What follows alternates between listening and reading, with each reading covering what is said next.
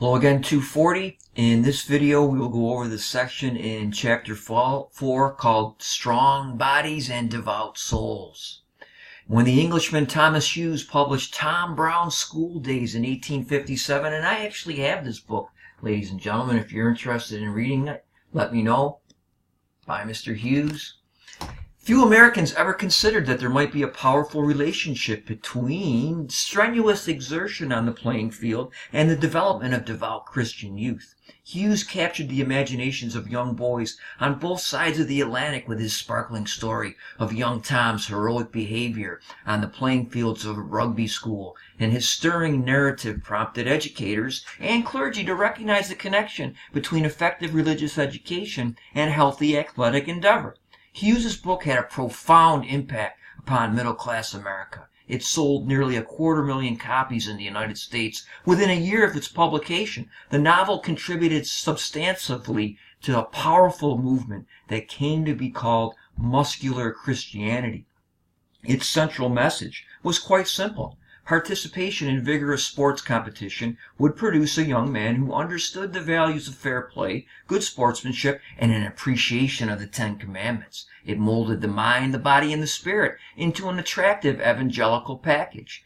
In the next half-century, many American writers sought to emulate Hughes's message of the importance of vigorous but fair play. Among the leaders of this popular new genre of teenage literature was Gilbert Paton, who cranked out more than 200 books and short stories between 1896 and 1912, detailing the breathtaking feats of the heroic Frank Merriwell. And that becomes a metaphor then in American society. Pulling a Merriwell means you did something spectacular. And he was doing it in fiction on the football and baseball fields at Fardale Academy and Yale University. When he was not overcoming great obstacles and triumphing over poor sports, the dashing Merriwell was touring the world to find adventure, even helping a horse win the English Derby. "He never drinks," says one of his Yale classmates. "That's how he keeps himself in such fine condition all the time. He will not smoke either, and he takes his exercise regularly. He is really a remarkable freshie." Muscular Christianity appealed to a wide range of Americans, but it addressed serious questions that concerned American leaders. In urban America, increasing numbers of men worked behind counters or desks rather than doing strenuous outdoor physical labor. Some social commentators feared that the office-bound male was becoming less masculine. Some medical professionals even believed that a middle-class male was suffering from a newly discovered disease called neurasthenia, a malady that sapped urban males of their vitality and virility. The perceived existence of neurasthenia led many to believe that the American male had become a liability in a competitive world, in the social Darwinist world. Be familiar with that idea of the late 19th century, ladies and gentlemen, where struggles for survival were believed to be a constant, just as in the natural world, nation states are also struggling for survival, and that will culminate in World War I.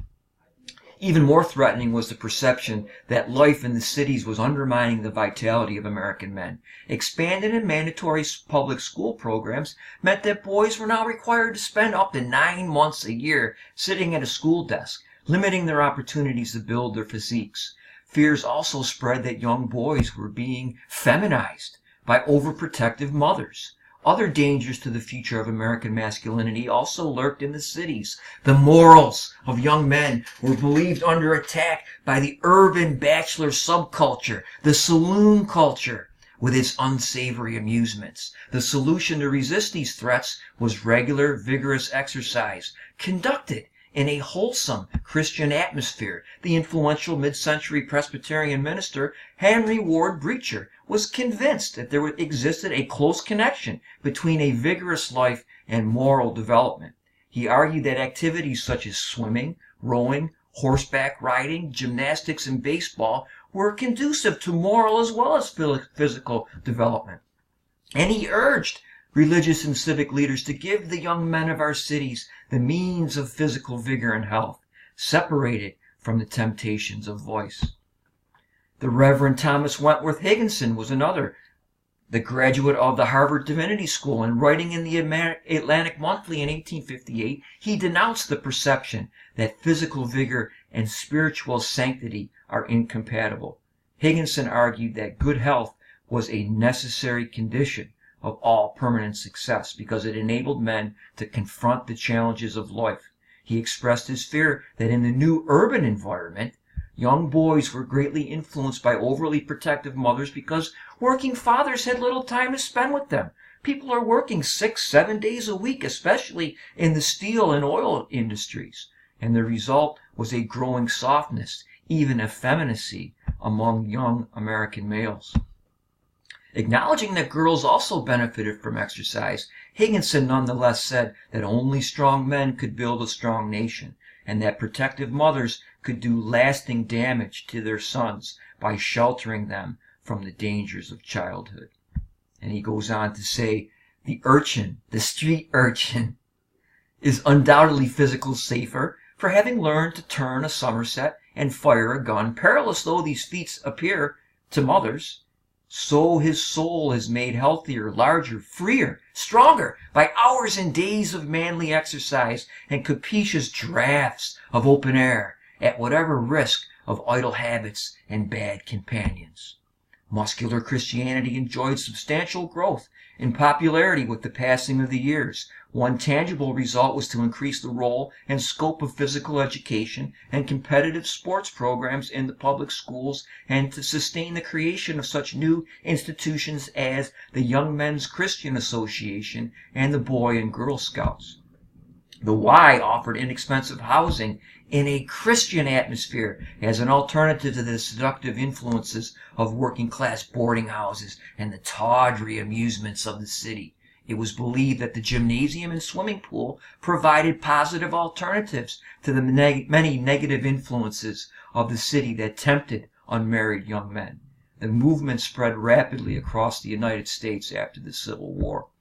The organization's needs for professional leadership were so great that a special school was established, Springfield College. And as the YMCA movement expanded, it focused increasingly on physical fitness and less on religious education. And Chris Tusing of Tonawanda, New York, and Chester Bollier of North Tonawanda, New York, were graduates of Springfield College, and they came back to Western New York. Tusing was the athletic director at Tonawanda High School for 30 years, coaching football and swimming, while Bollier became employed in the Kenmore Tonawanda district, where he was a successful track coach and athletic director, greatly expanding the sports programs in those towns. And all of these clientele, the Y, were attracted because of these facilities that they offered. A parallel movement established the Young Women's Christian Association, the YWCA, but its emphasis lay largely outside the muscular Christianity movement. The YWCA emerged out of a confluence of many organizations intended to protect the welfare and morals of unmarried urban women, a place for them to live. Consequently, the heavy emphasis of the YMCA upon physical fitness was not reflected in the YWCA, which offered educational and career programs for its adult membership. Consequently, the burden of working with young girls fell to the Campfire Girls and the Girl Scouts. By the early 20th century, the several ideological strands of muscular Christianity had permeated American life. Although many scholars, educators, and social commentators and clergymen contributed to the cause, no one person better symbolized the movement than Theodore Roosevelt. His own life was a testament to the importance of physical conditioning. As a child, he was asthmatic and endured other debilitating illnesses. He was nearsighted and had to wear thick glasses, which made the frail son of socially prominent parents ripe pickings for neighborhood bullies. When he was 14, after having been roughed up by 2 young toughs, his father introduced him to physical training, telling him it was time to build your body.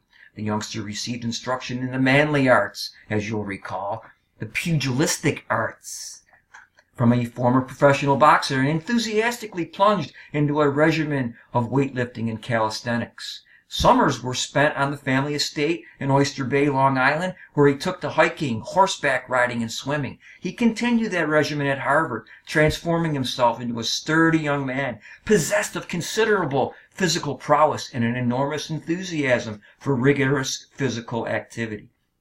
At Harvard, he boxed, wrestled, and rode on class teams, and during the summers took long, arduous backpacking trips into the backwoods of Maine and upstate New York.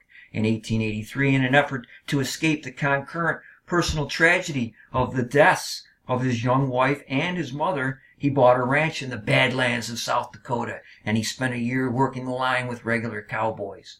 Among other adventures, he had the delightful experiences of capturing a gang of rustlers at gunpoint and thrashing a thug in a barroom fight who made the mistake of poking fun at his eyeglasses. There's the sturdy young Theodore Roosevelt, probably in his Harvard days. That's from Timeline.com, September 17, 2016. Roosevelt became an enthusiastic proponent of the strenuous life.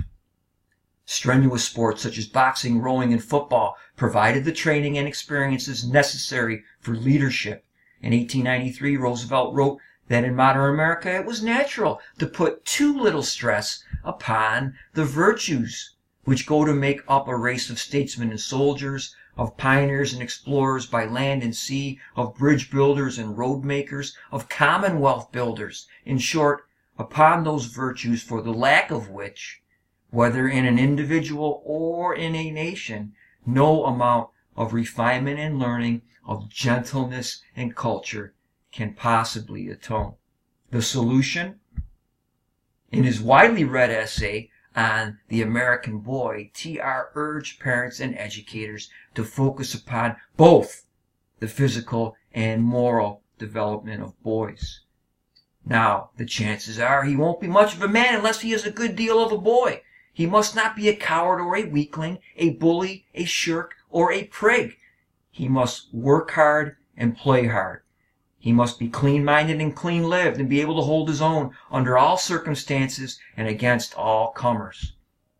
Roosevelt concluded his message to the young men of America with an often quoted exhortation. In short, in life, as in a football game, the principle to follow is hit the line hard. Don't foul and don't shirk, but hit the line hard.